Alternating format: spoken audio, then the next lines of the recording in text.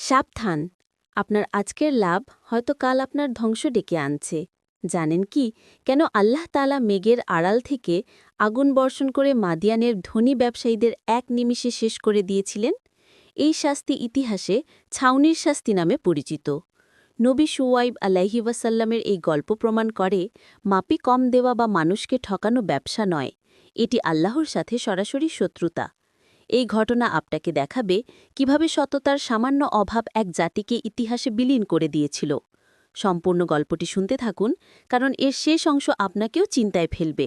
খোকা খুকুরা, আসসালামু আলাইকুম।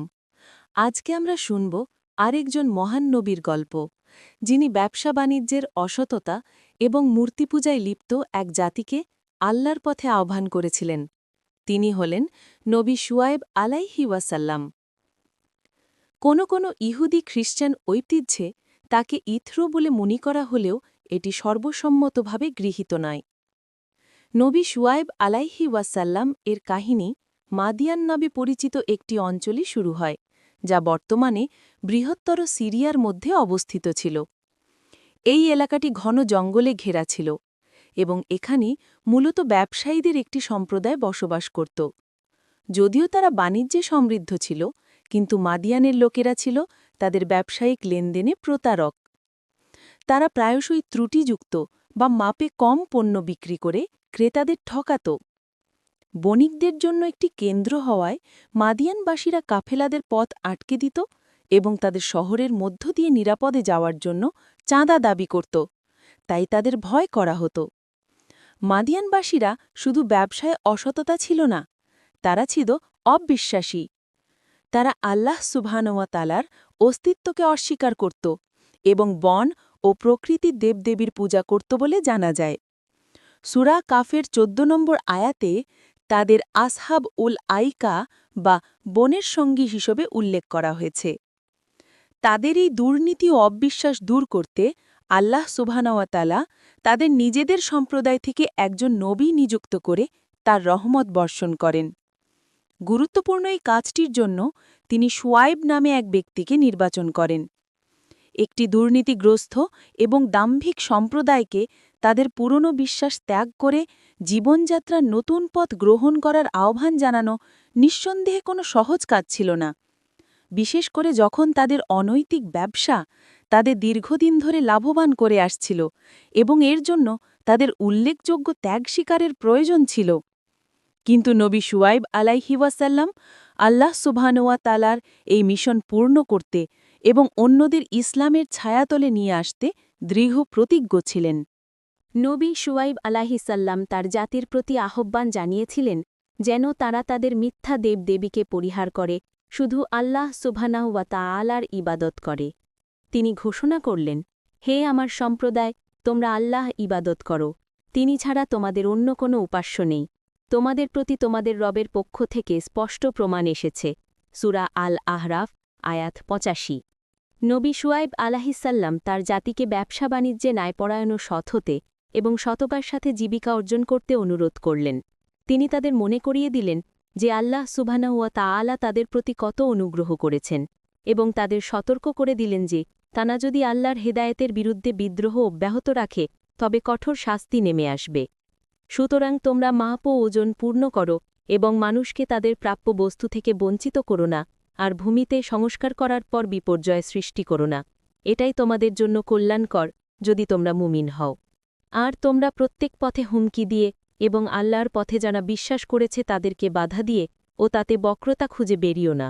তোমরা স্মরণ করো যখন তোমরা সংখ্যায় কম ছিলে, অতপর তিনি তোমাদেরকে বৃদ্ধি করেছেন, আর দেখো বিপর্যয় সৃষ্টিকারীদের পরিণতি কী হয়েছিল। আর যদি তোমাদের মধ্যে একদল তাতে বিশ্বাস স্থাপন করে থাকে জানিয়ে আমি প্রেরিত হয়েছি এবং একদল বিশ্বাস না করে থাকে, তবে তোমরা ধৈর্য ধারণ করো যতক্ষণ না আল্লাহ আমাদের মধ্যে ফয়সালা করে দেন, আর তিনিই সর্বশ্রেষ্ঠ ফয়সালাকারী। সূরা আল আহরাফ, আয়াত ৮৫ থেকে ৮৭। সূরা আশ-শুআরা, আয়াত ১৭৭ থেকে ১৮৪তেও নবী শুয়াইব আলাইহিসাল্লাম তার জাতির সততার জন্য অনুরূপ মিনতি জানিয়েছেন এবং আল্লাহকে ভয় করার গুরুত্ব তুলে ধরেছেন।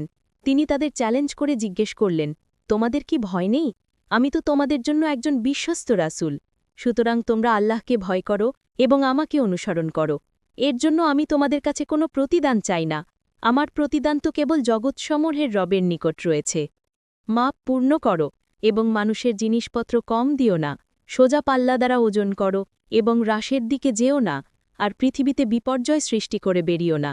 আর তাকে ভয় করো, যিনি তোমাদেরকে এবং পূর্বের প্রজন্মকে সৃষ্টি করেছেন। পরিবর্তন অনিচ্ছুক এবং লোভী অবিশ্বাসীরা নবী শুয়াইব আলহিওয়াসাল্লামকে উপহাস করল।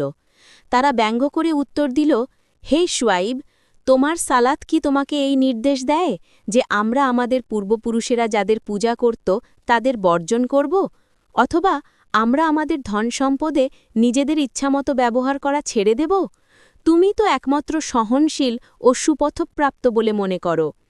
উত্তরে নবী শুয়াইব আলহিওয়াসাল্লাম বললেন, হে আমার জাতি, তোমরা কি দেখছ না, যদি আমি আমার রবের পক্ষ থেকে স্পষ্ট প্রমাণের ওপর থাকি, আর তিনি আমাকে উত্তম জীবিকা দান করেছেন, আমি যা তোমাদের করতে বারণ করছি তা করতে চাই না। আমি কেবল যতটা সম্ভব সংশোধন করতে চাই। আমি আল্লাহর সাহায্য ছাড়া সফল হতে পারি না। আমি তার উপরই ভরসা করি এবং সর্বদা তার দিকেই প্রত্যাবর্তন করি। নবী শুয়াইব আলহিওয়াসাল্লাম ছিলেন প্রজ্ঞা ও যুক্তিবাদী একজন মানুষ। তিনি তাদের বোঝাতে চেষ্টা করলেন যে তাদের সম্পদে তার কোনো আগ্রহ নেই, কিন্তু তাদের হৃদয়ের গভীর দুর্নীতি তার সৎ উদ্দেশ্য থেকে তাদের অন্ধ করে রেখেছিল।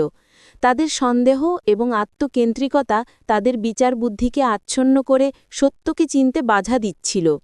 তাই তাদের বিবেক জাগ্রত করার প্রচেষ্টায় তিনি নূহ আলাইহিওয়াসাল্লাম, হুদ আলাইহিওয়াসাল্লাম এবং সালিহ আলাইহিওয়াসাল্লামের কাউমের পরিণতি স্মরণ করিয়ে দিলেন এবং তাদের আল্লাহ সুবহানাহু ওয়া তাআলার কাছে আন্তরিকভাবে ক্ষমা চাওয়ার জন্য অনুরোধ করলেন।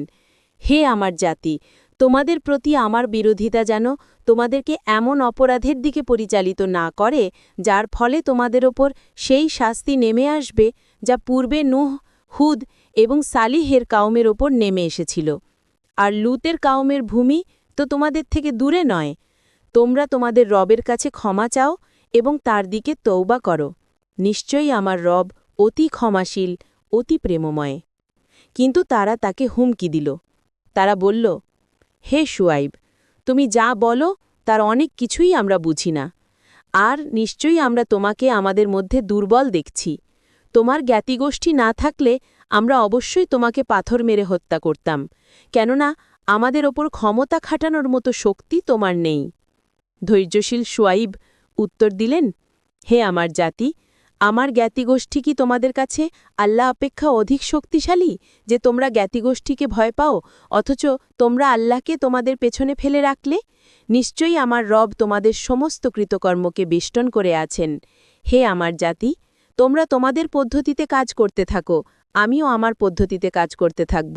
শীঘ্রই তোমরা জানতে পারবে কার ওপর আসবে অপমানজনক শাস্তি এবং কে মিথ্যাবাদী প্রমাণিত হবে। আর তোমরা অপেক্ষা করো, আমিও তোমাদের সাথে অপেক্ষা করব। তারা উত্তর দিল, তুমি তো জাতগ্রস্তদের মধ্যে একজন ছাড়া আর কিছু নাও। তুমি তো আমাদের মতোই একজন মানুষ, আর আমরা তো মনে করি তুমি একজন চরম মিথ্যাবাদী। সুতরাং তুমি যদি সত্যবাদী হও, তবে আমাদের ওপর আসমানের এক খণ্ড ফেলে দাও। শুয়াইব আলাইহিওয়াসাল্লাম জবাব দিলেন, আমার রব তোমরা যা করো তা খুব ভালো করেই জানেন। হুমকি সত্ত্বেও শুয়াইব আলাইহিসাল্লাম তাদের পূর্বপুরুষদের ধর্মকে অস্বীকার করতে থাকলেন এবং আল্লাহ সুবহানাহু ওয়া তাআলার ধর্ম প্রচার করতে থাকলেন। তার এই জেদ মাদিয়ানের সর্দারদের ক্ষুব্ধ করে তুলল, কারণ তারা শুয়াইব আলাইহিসাল্লামের কাছ থেকে কোনো নিষ্কৃতি দেখতে পাচ্ছিল না। সর্দাররা তাদের গোষ্ঠী এবং সম্প্রদায়ের মধ্যে তাদের প্রতিপত্তি ও কর্তৃত্ব হারানোর ভয় ভীত হয়ে পড়ল। সূরা আল আরাফের ৮৮ নম্বর আয়াতে যেমন বলা হয়েছে, তারা তাকে একটি কঠিন চরমপত্র দিল। হে শুয়াইব, আমরা অবশ্যই তোমাকে এবং তোমার সঙ্গী বিশ্বাসীদেরকে আমাদের শহর থেকে বের করে দেব, অথবা তোমরা আমাদের ধর্মে ফিরে আসবে। নবী আলাইহিসাল্লাম জবাব দিলেন, কি? যদিও আমরা তোমাদের ধর্মকে ঘৃণা করি? আল্লাহ যদি আমাদের তা থেকে মুক্তি দেন, তারপর যদি আমরা তোমাদের ধর্মে ফিরে যাই, তবে আমরা আল্লাহর বিরুদ্ধে মিথ্যা অপবাদ রচনা করব, আর আমরা তাতে আর ফিরে যেতে পারি না যদি না আমাদের রব আল্লাহ তা চান। আমাদের রবের জ্ঞান সবকিছুকেই পরিবেষ্টন করে আছে, আর আমরা আল্লাহর উপরই ভরসা করি। হে আমাদের রব, আমাদের ও আমাদের জাতির মধ্যে ন্যায়সঙ্গতভাবে ফয়সালা করে দিন, কেননা আপনি শ্রেষ্ঠ ফয়সালাকারী। সূরা আল আরাফের ৮৮ থেকে ৮৯ নম্বর আয়াতে এটা বলা হয়েছে। নেতারা শুয়াইব আলাইহিসাল্লামের অনুসারীদেরও লক্ষ্যবস্তু করে হুমকি দিল, তোমরা যদি শুয়াইব আলাইহিসাল্লামকে অনুসরণ করো তবে তোমরা চরম ক্ষতিগ্রস্ত হবে। সূরা আল আরাফ ৯০ নম্বর আয়াত। আরও অনেকে শুয়াইব আলাইহিসাল্লামের সাথে যোগ দেবে এই ভয়ে সর্দাররা শুয়াইব আলাইহিসাল্লাম এবং তার অনুসারীদের সম্পদ আটকে দিল এবং তাদের মাদিয়ান থেকে বের করে দিল। তখন নবী আলাইহিসাল্লাম তার রবের কাছে প্রার্থনা করলেন ও তার সাহায্য চাইলেন। ছাউনির শাস্তি। একসময় মাদিয়ান অঞ্চলে অসহ্যনীয় তীব্র তাপ নেমে এলো, যা অবিশ্বাসীদের জন্য চরম অস্বস্তি সৃষ্টি করল। শীঘ্রই মাদিয়ানের আকাশের দিকে কালো মেঘ এগিয়ে আসলো। লোকেরা তাদের ঘর থেকে বেরিয়ে এলো, আনন্দিত হয়ে যে তাদের দেবতারা অবশেষে তাদের কষ্ট শেষ করেছেন এবং তাদের বৃষ্টি দিয়ে আশীর্বাদ করছেন। আল্লাহ সুবহানাহু ওয়া তাআলা কুরআনে বলেন, কিন্তু তারা তাকে অস্বীকার করেছিল, তাই তাদের ওপর নেমে এসেছিল ছাউনির দিনের শাস্তি। হায়, তা ছিল এক ভয়ঙ্কর দিনের শাস্তি। সূরা আশ-শুআরা ১৮৯ নম্বর আয়াত। এই দিনটি ছাউনির শাস্তি নামে পরিচিত এবং কুরআন বা কোনো সাহি হাদিসে এর বিস্তারিত বিবরণ স্পষ্টভাবে নেই। তবে আমাদের বলা হয়েছে যে এটি ছিল আল্লাহ সুবহানাহু ওয়া তাআলার হেদায়েত অস্বীকারীদের বিরুদ্ধে এক ঐশিক বা প্রতিশোধের দিন। কিছু ভাষ্যকার অবিরাম ঝড়, প্রচণ্ড বজ্রপাতের কথা লিখেছেন, যা তাদের ধ্বংসে নিয়ে এসেছিল। তাফসির মারিফুল কোরআনে একটি স্পষ্ট চিত্র তুলে ধরা হয়েছে। আল্লাহ তাআলা তাদের উপর এমন চরম তাপ নামিয়ে দিলেন যে তারা ঘরের ভিতরে বা বাইরে কোথাও স্বস্তি পাচ্ছিল না। ততঃপর তিনি কাছের এক বনের ওপরে একটি কালো মেঘের স্তূপ নামিয়ে দিলেন, যার নিচে শীতল বাতাস বইছিল। অত্যাধিক তাপের কারণে পুরো জাতি কষ্ট পাচ্ছিল, তাই তারা মেঘের নিচে আশ্রয় নিতে ছুটে গেল। যখন তারা সবাই মেঘের আচ্ছাদনের নিচে সমবেত হল, তখন সেখানে জলের পরিবর্তে আগুন বর্ষিত হল। এই ঘটনাগুলির প্রকৃত রূপ কেবল আল্লাহ সুবহানাহু ওয়া তাআলাই জানেন। তবে এটা নিশ্চিত যে যারা নবী শুআইব আলাইহিসসালামের ক্রমাগত আহ্বানকে প্রত্যাখ্যান করেছিল, তারা ক্ষতিগ্রস্তদের মধ্যেই ছিল। সূরা আল আরাফের ৯১ থেকে ৯২ নম্বর আয়াতে বলা হয়েছে, অতঃপর এক ভয়ঙ্কর আযাব তাদের গ্রাস করল, ফলে তারা তাদের ঘরে উপুর হয়ে পড়ে রইল। যারা শুআইবকে মিথ্যাবাদী বলেছিল, তারা এমন হয়ে গেল যেন তারা সেখানে কখনো বসবাসই করেনি। তারাই ছিল চরম ক্ষতিগ্রস্ত। তার জাতির ধ্বংস দেখার পর নবী শুআইব আলাইহি ওয়াসাল্লাম তাদের থেকে মুখ ফিরিয়ে নিলেন এবং বললেন, হে আমার জাতি, আমি অবশ্যই আমার রবের বার্তা তোমাদের কাছে পৌঁছে দিয়েছিলাম এবং তোমাদেরকে আন্তরিক উপদেশ দিয়েছিলাম। এখন যারা সত্য গ্রহণ করতে অস্বীকার করে, তাদের জন্য আমি কিভাবে শোক করব? সূরা আল আরাফ আয়াত ৯৩। আল্লাহ সুবহানাহু ওয়া তাআলা কোরআনে আরও বলেন, যারা শুআইবকে প্রত্যাখ্যান করেছিল তারা এমনভাবে নিশ্চিহ্ন হল যেন তারা সেখানে কখনো বাসই করেনি। যারা শুআইবকে প্রত্যাখ্যান করেছিল তারাই ছিল প্রকৃত ক্ষতিগ্রস্ত। সূরা আল আরাফ আয়াত ৯২। যদি আজকের গল্পটি তোমাদের ভালো লেগে থাকে, তাহলে অবশ্যই ভিডিওটিতে একটি লাইক দিও, বন্ধুদের সাথে শেয়ার করো, আর আমাদের চ্যানেলটি সাবস্ক্রাইব করে পাশে থাকা বেল আইকনটি টিপে দিও, যাতে পরের গল্পটি সবার আগে তোমরা দেখতে পাও। গল্পটি কেমন লাগলো তা নিচে কমেন্ট করে জানাতে ভুলো না জানো। সবাই ভালো থেকো, সুস্থ থেকো। দেখা হবে পরের নতুন কোনো ইসলামিক গল্পে। আল্লাহ হাফেজ।